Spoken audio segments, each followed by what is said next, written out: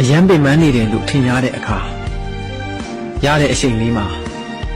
ကောင်းကောင်းအိပ်ဆက်အနားယူလိုက်ပါမနှက်ပြန်တွေအကြောင်းကိုအများကြီးမတွေးပါနဲ့ဘဝကရုပ်ရှင်တွေကလို့တော့အမြဲရှုံးမြင်စရာအခန်းတွေပဲပြည့်နေတာမှမဟုတ်တာတခါတလေအစင်မပြေစရာတွေနဲ့တခါတလေဒဏ်ရာတွေနဲ့တကယ်တမ်းကိုပိုင်ဆိုင်ထားတာကလက်ရှိပြစ်စုံပံနဲ့လောက်ပိုင်ခွင့်လေးတစ်ခုပဲရှိတာပါအနာဂတ်မှာနောက်ထပ်ဘလို့အဆိုးတွေကြုံလာရအောင်မလဲဆိုတာထက်ကြုံလာတဲ့အဆိုးတွေကိုဘလို့ရင်ဆိုင်သွားမလဲဆိုတာကသာ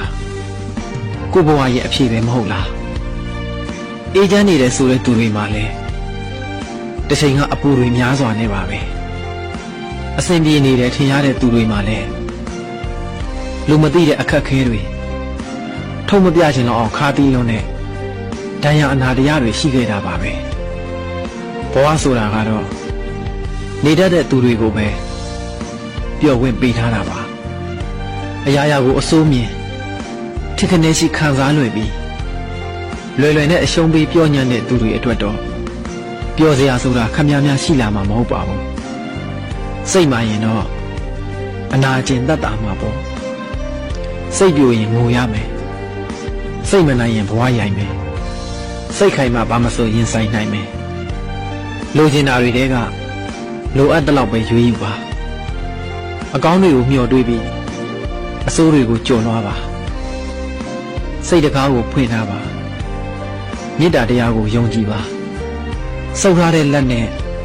ဘာမှယူလို့မရတယ်လို့ငုံပြီးလမ်းလျှောက်နေတဲ့သူဟာလည်းရှေ့ကအရာတွေကိုဘာမှမြင်ရမှာမဟုတ်ပါဘူးနာကျင်မှုတွေကိုမွေးမထားပါနဲ့တယောက်ယောက်ကကိုယ့်ကိုမရှစ်လဲကိုယ့်ကိုရှစ်တဲ့သူတွေအများကြီးရှိပါသေးတယ်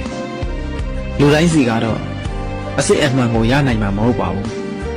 ဒါပေမဲ့ကိုယ့်စီကတော့အစစ်အမှန်တွေပဲပေးလိုက်ပါဘဝဆိုတာစိတ်ကူးရင်ရတဲ့အရာမဟုတ်ပါဘူးလက်တွေ့ရင်ဆိုင်ရတဲ့အရာပါ